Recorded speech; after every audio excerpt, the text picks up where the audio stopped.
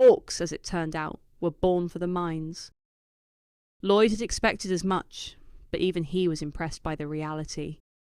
Deep underground, one of his men sprinted toward him, breathless and pale. He didn't waste time. He grabbed Lloyd and dragged him toward one of the tunnels, pointing at a towering orc who was still swinging a pickaxe like his life depended on it. That was the one. The same orc he'd reported earlier. He hadn't left the mine in over 24 hours. Lloyd groaned. He told the men to pull him out and bar him from entering again until he'd had at least one full day of rest.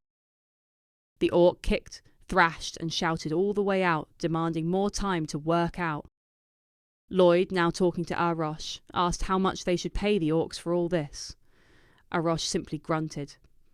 Orcs didn't care for wages. As long as Lloyd kept them fed, they'd keep working without complaint. After that conversation, Lloyd and his father talked about keeping the orcs fed, since they consumed 10 times the amount of a human. They needed more money to feed them, but in return, the mines would earn vastly more with the extra productivity the orcs provided.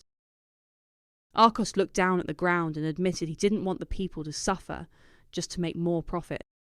They were already struggling, and the thought of raising taxes didn't sit well with him. Lloyd reassured him. He didn't plan to bleed the people dry. Doing that would ruin the barony's economy. Arcos asked what his plan was then. Lloyd told him it was simple. If they helped the people become prosperous, more taxes would return naturally. He explained that they had land nearby, the Maritz wetlands. If they could turn that into usable farmland and give it to the people, it would bring in far more income for the barony over time. Later, we cut to Lloyd and Javier walking through the wetlands. Javier pointed out that this land had been abandoned for hundreds of years. How could anyone possibly farm here? Lloyd told him he had a plan, and to just wait and see. But as they walked, he admitted to himself that he wasn't sure it would work. Stopping the flooding on terrain like this wasn't easy. If he wanted to build here, the drainage had to be perfect. He sat down and began working on a scaled model of the land, carving out channels and adjusting the dirt to redirect water properly. It wasn't going to be quick, but if he could get the drainage right, the rest would follow. 3 weeks later, Lloyd was still there, moving dirt and adjusting the drainage plan. His eyes were tired, his body worn down. From a distance, Javier and Arcos stood watching him. Arcos asked how long Lloyd had been like this. Javier told him it had been 21 days. He added that Lloyd hadn't been eating or resting properly, and asked if he should stop him. Arcos shook his head. He said he used to hate his son, but looking at him now, it was like he was a completely different person, someone working to help the people. He didn't want to get in his way. Javier nodded. He agreed. Even if they wanted to stop Lloyd, it wouldn't matter. Once he set his mind on something, he never gave up. If he said he would do something, he would see it through. It was night now, and after many days of work, Lloyd had finally done it. Kneeling beside the scaled land drainage system, he raised his hands and gritted his teeth in relief.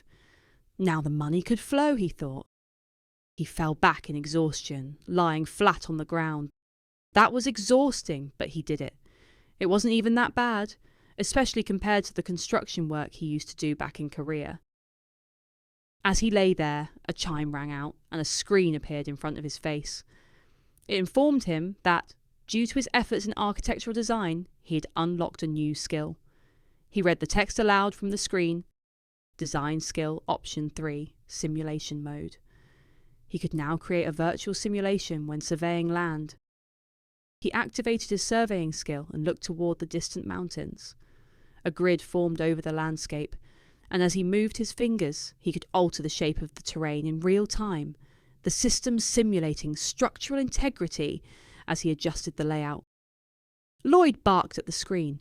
Why was it only telling him this now? This would have saved him from working non-stop for nearly a month. The system answered, sarcastically. It reminded him that he just said it wasn't so bad. Then it told him the skill had only awakened because of his hard work. It was all thanks to his wish. Lloyd leaned back, resting on his hands. He remembered the system mentioning that when he first arrived in this world, but he still didn't understand. What wish? All he wanted was to get through college, get his license, land a good job, and make money. The system told him those were just goals. A wish was something stronger, something that transcended time and space. Lloyd stood up and dusted himself off. If it was going to stay vague, then he was done. He had work to do. He called out to Padong and Bangul. They popped into view, each landing on one of his shoulders, smiling brightly. Lloyd smiled back at them, then asked if they'd like a new friend. It was morning now. Lloyd stood before the wetlands as the sun rose in the distance. He declared it was time to begin Stage 1 of the Marit's wetlands reclamation. Turning to Padong and Bangul, still perched on his shoulders, he told them their job was to remove the water from the wetlands. They recoiled in shock at the idea. Padong protested, and Lloyd, understanding the creature, repeated what it was trying to say. The job was too big for the two of them. He reassured them. That's why he planned to find them a new friend. He opened his screen and loaded the summon game. It would cost 100 RP to summon. Lloyd noticed the cost had gone up again. The first summon had been only 50. The third, now it was 100. He hit the start button and activated the summon game. He just needed to find a creature with the right skills to remove water. With his current points, he figured he could probably summon 7 times. The summoning circle formed with a loud, buzzing hum.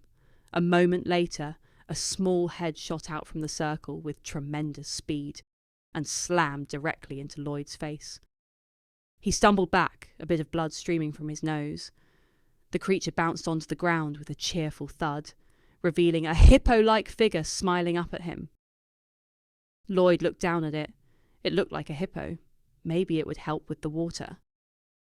Padong and Bangul greeted their new friend joyfully, the 3 of them dancing in circles, laughing and spinning together.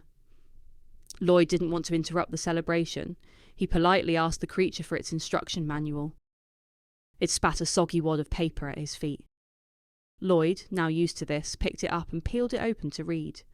His brow furrowed as he scanned the contents. It didn't grow with sunflower seeds like the others. That was strange. He looked back down at the little creature. This one might be a dud, he thought. Lloyd, unimpressed, told the system to restart the summoning game.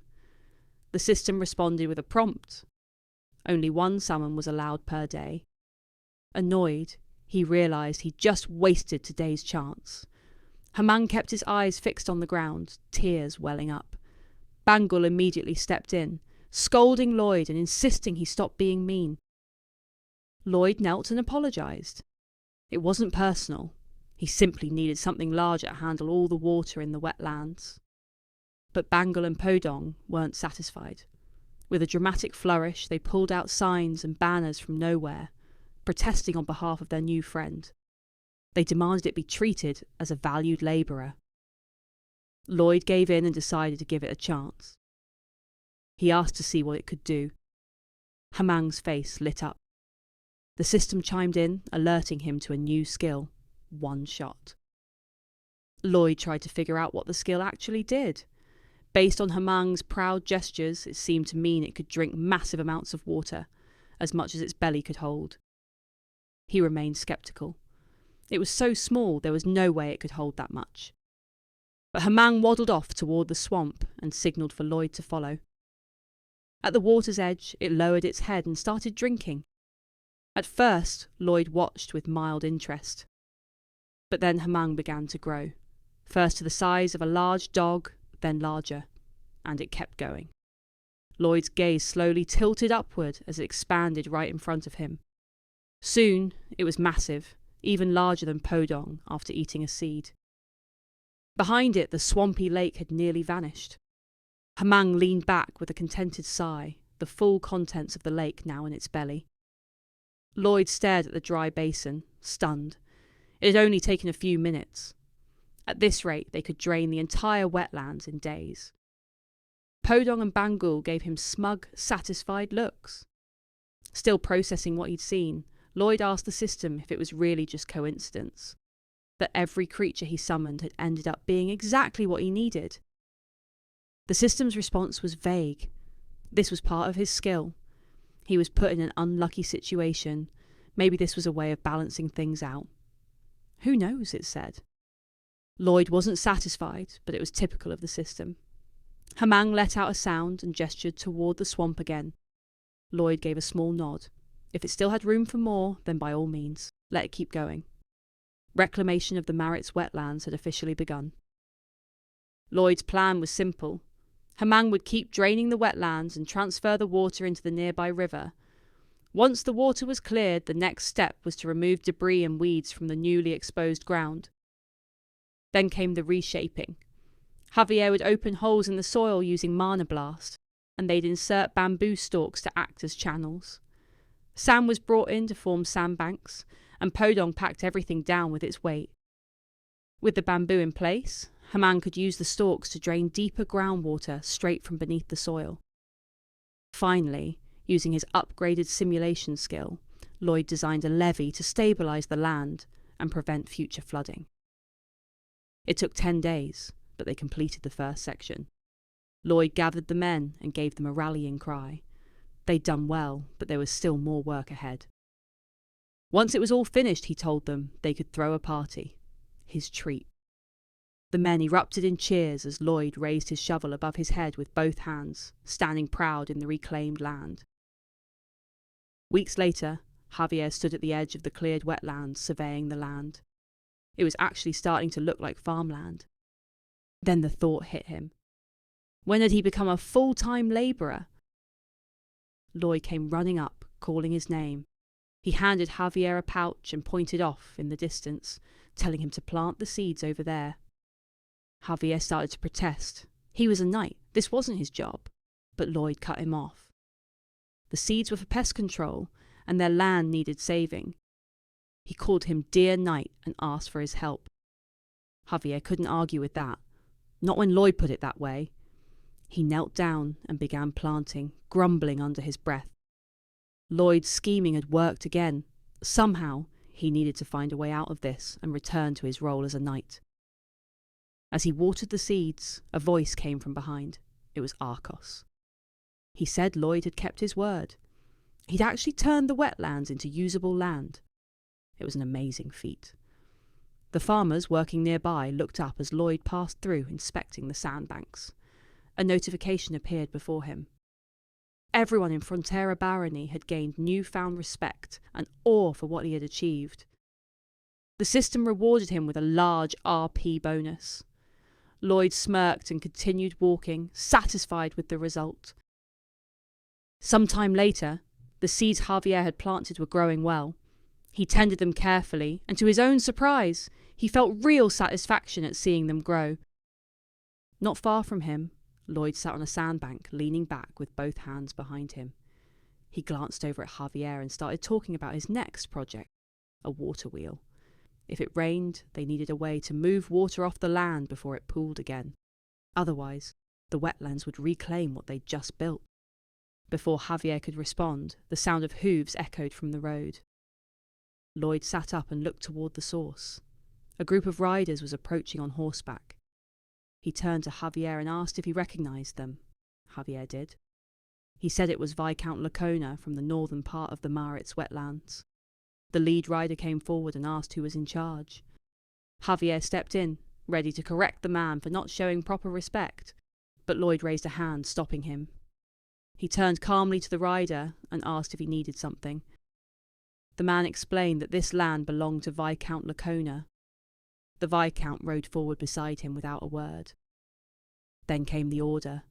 Lloyd was to leave these lands at once. Lloyd looked over the group of riders and asked if they were claiming he was trespassing. The lead man at the front answered, "Yes.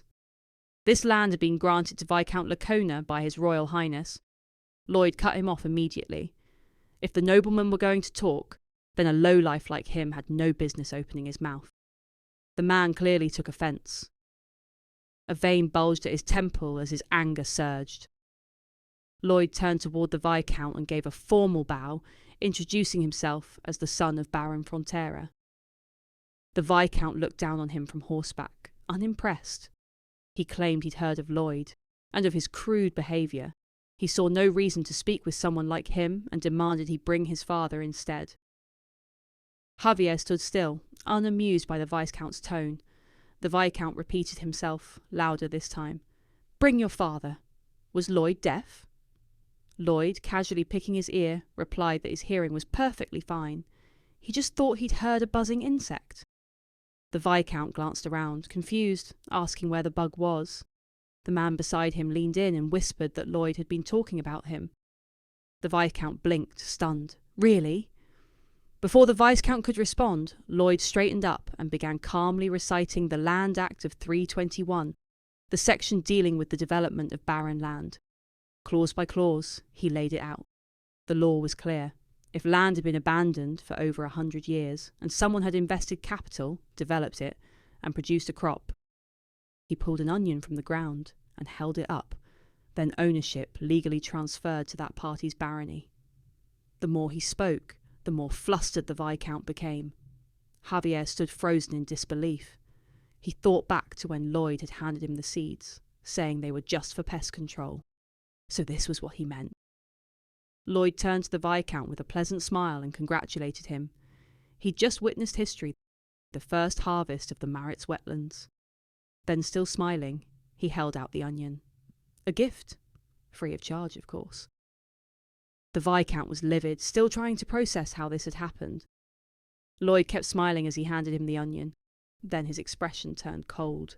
"Now get off my land." As the riders turned their horses and began to leave, Javier leaned in and asked if Lloyd had received a prophecy or something. How had he known they would come? Lloyd scoffed. It wasn't his first time dealing with people like this. Parasites who only showed up when the hard work was already done. Behind them, a loud cheer erupted from the workers and farmers. They were clapping and celebrating after watching the Viscount get chased off. Lloyd glanced back at them and narrowed his eyes. Were they being paid to cheer? He told them to get back to work.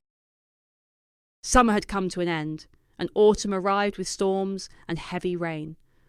Lloyd sat alone on the banks, soaked to the skin. He didn't move.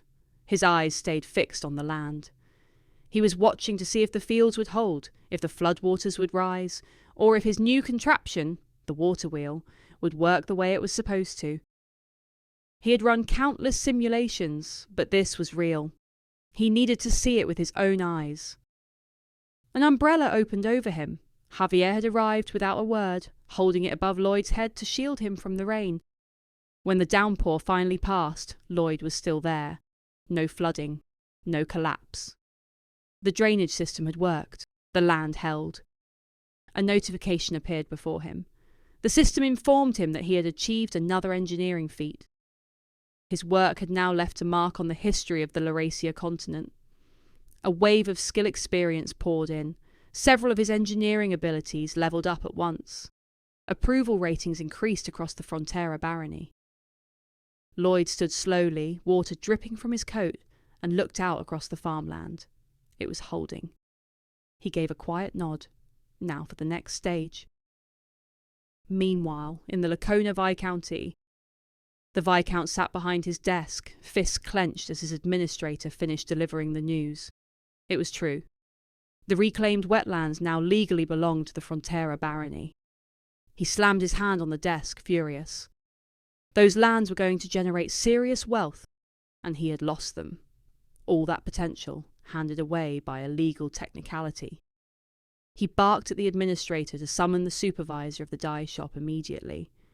If Frontera thought this was over, he was sorely mistaken. He wasn't going to let it go without a fight. A few days later, Lloyd woke up with a pounding headache. He sat up slowly, grimacing. Maybe he'd been working too hard. A little rest wouldn't hurt, but there was still too much to do. Beside the bed, Javier was slumped in a chair, hugging a pillow and sleeping like a baby. Lloyd nudged him and said it was time to get up. Javier stirred, groaned, then held his head in his hand. He looked just as miserable. Lloyd asked if he was all right. Javier muttered that he'd never had a headache like this before. Lloyd narrowed his eyes, then paused. Something clicked. These headaches. It couldn't be. All across the Frontera barony, the people were suffering. Everyone had the same symptoms, splitting headaches that refused to fade. Even the farm animals had stopped drinking entirely. Lloyd walked through town beside Javier, watching the growing unease. The villagers were sick. The livestock wouldn't drink. Everything pointed to the water. But even with his knowledge of the story, Lloyd couldn't predict this. His interference had already caused deviations, and now information he once relied on was unreliable. He'd expected the Viscount to try claiming the wetlands. That part was easy to prepare for. He'd researched Lacona thoroughly in advance. Their wealth came from one thing: their dye workshop. Specifically, the berries used to produce the dye. Those berries also had another effect. Lloyd's steps slowed. His expression darkened as the pieces fell into place. Rage overtook him. He cursed loudly. He knew exactly what that bastard had done. Back at the manor, Arcos sat in the reception room with a knight from Lacona. The knight had just finished delivering his so-called offer. If the Frontera barony handed over half of the reclaimed wetlands, Lacona would stop dumping dye factory wastewater into the river. Arcos stared in disbelief. He couldn't believe what he was hearing. Was this blackmail? He glared at the knight, his voice low and furious. They wouldn't get away with this. He would report them to the authorities. The knight chuckled. He didn't deny it. Sure, they could go to court, but even if they won, it would take years before a verdict came down.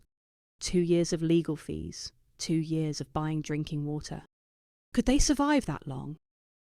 Arcos clenched his fists. He was seething.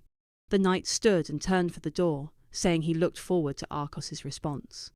But just as he reached it, the doors burst open, slamming into him and pinning him against the wall with a loud thud. Lloyd strolled in casually and bowed to Arcos. He announced that he had urgent news, specifically that their parasitic neighbours had been poisoning their water supply. He was here to discuss countermeasures. The knight peeled himself off the wall, red-faced and enraged. He shouted at Lloyd, demanding to know if he'd just insulted his master.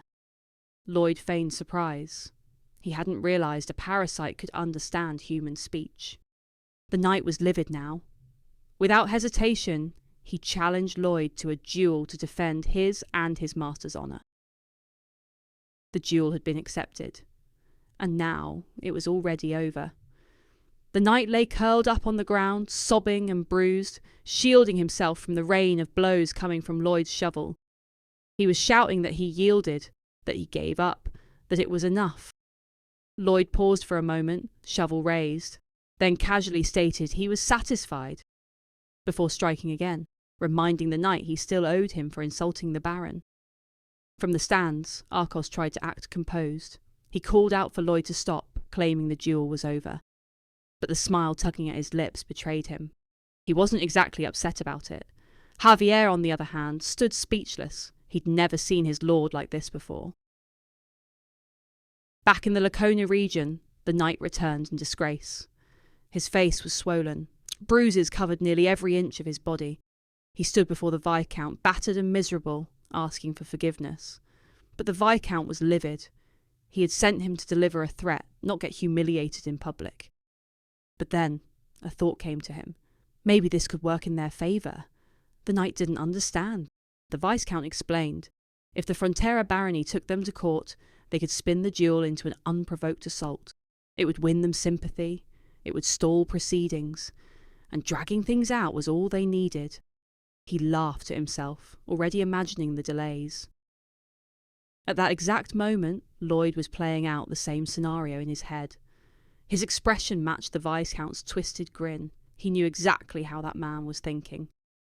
Then he turned, stepping to the edge of the manor roof, and faced the group assembled below, orc and human alike.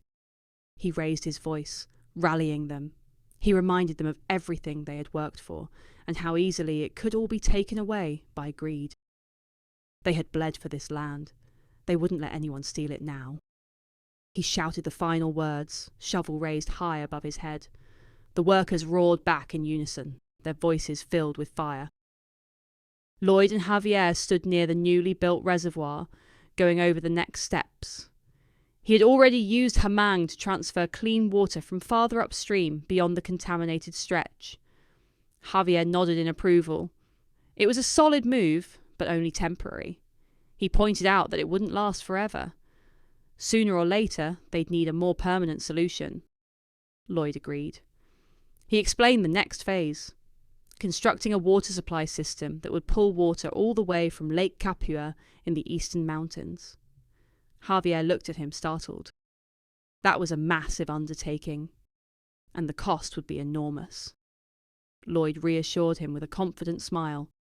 He'd be the one building it, and if he was doing the work, he might as well charge a fortune for it. A few months later, the Viscount wasn't looking so confident. The dye workshop was failing. Profits had plummeted. Nothing was working as it used to. He sat slouched in his chair, visibly strained, until his administrator entered to announce a guest. The Viscount snapped at him. He didn't want to see anyone. But the administrator insisted. The guest said they could help with his current problems. Moments later, Lloyd and Javier entered the room. Lloyd didn't wait for permission to sit. He dropped himself onto the Viscount's ornate couch, legs casually kicked up on the table, that smug grin plastered across his face. He commented on how rough the Viscount looked, not quite the same man who'd tried to threaten them. The Viscount narrowed his eyes, demanding to know what Lloyd wanted. Lloyd waved it off, saying he was here to help. After all, wasn't the Viscount having a little trouble with his dye workshop? That was when the Viscount put it together. He demanded to know if Lloyd had orchestrated this. Lloyd leaned back, crossing one leg over the other. It hadn't been easy. Because of the poisoned water, he'd been forced to find another source, and digging a channel all the way from Lake Capua wasn't exactly convenient. They hadn't known about the waste initially, but thanks to the knight so kindly confirming that Lacona had dumped it on purpose, they had no choice but to reroute everything. They'd buried pipelines, laid out channels, even crossed a massive valley. That valley had been the problem. So they blasted through limestone to build an aqueduct. And of course, some of that lime-rich debris had fallen into the valley below, where it flowed into the Viscount's dye water. The Viscount slammed the table, furious, demanding to know what Lloyd had done to his workshop. Lloyd answered calmly. The lime in the runoff had altered the dye chemistry, ruined the product, made it worthless. The Viscount shot to his feet, calling Lloyd a brat and swearing he'd sue. Lloyd just smirked. He encouraged it. Go ahead, take him to court. Maybe in 2 years a verdict would be reached. Would the workshop survive until then? The Viscount said nothing. He was sweating now. Lloyd stood to leave, saying if the conversation was over, he'd take his leave. The Viscount warned him he was making enemies. He had powerful friends in the royal court. Lloyd waved lazily with the back of his hand as he walked out, unfazed. As they made their way back, Javier couldn't stay quiet any longer. He asked Lloyd what the point of all that was. All he did was provoke the man. What good would come from antagonizing someone with that many royal connections? Lloyd understood where he was coming from, but he told him to just wait and see. He looked ahead with that same self-assured glint in his eye. Let's see, he said. Who really has more to lose? 1 month later, the Viscount was kneeling on the floor of the Frontera Manor. His head bowed, his voice trembling as he begged Lloyd for help. Lloyd sat comfortably in his chair, looking down at him without a hint of urgency. He reminded the Viscount, wasn't this the same man who bragged about his powerful connections? The Viscount apologised profusely, saying he never should have made threats. Lloyd wasn't interested in apologies. What he wanted was a signature. He held out a contract, one that would have the Viscounty of Lacona purchase water directly from the Frontera barony. Lloyd smiled. If he signed it, water would be flowing back to the dye workshop within a week. The Viscount flipped through the pages, face paling as he read the terms. He protested. The price was far too high. Who even puts a price on water? Lloyd leaned forward slightly, gaze sharp and steady. Strange, he said. The one who taught him water wasn't free, was now the one begging for it. Later in Arcos's study, the Baron stared at the contract in disbelief. The monthly payment from Arcana was enormous. At this rate, their debt would be gone in no time. Lloyd stood nearby, grinning ear to ear. He called the Viscount generous, barely able to hold back a laugh. That grin only grew more sinister. The contract had no end date, no escape clause. The Viscount had started this, but now Lloyd would bleed the entire bloodline dry. Arcos looked up at Lloyd, who was still lost in thought, that unnerving smile stretched wide across his face. He said plainly that Lloyd's face was starting to scare him. That snapped Lloyd out of it. He blinked, then brought both hands to his face, trying to reset his expression and force himself back to normal. Arcos continued. The gold they'd received from the Orc tribe, Count Cremo had sent an offer to purchase it. Lloyd raised an eyebrow. Why would someone that wealthy want beaten up gold? He could easily afford freshly minted bullion instead. Arcos admitted he didn't know. All he knew was that Cremo had offered a generous sum, and said he needed the gold to build a statue. Meanwhile, in the coastal city of commerce known as Cremo, Count Cremo stood before a wide window, gazing out at the moonlit sea. The water was calm under the pale glow of the night sky, waves gently brushing the shore in rhythmic silence. Then, without warning, the surface shifted. The Count narrowed his eyes. Something massive began to emerge from the depths. A sudden roar shook the harbour, as a giant creature burst out of the ocean with towering force, water crashing around its colossal frame. While Lloyd basked in the success of his latest schemes, a monster had already emerged from the sea near Cremo. Whether he knew it or not, his next problem was already waiting.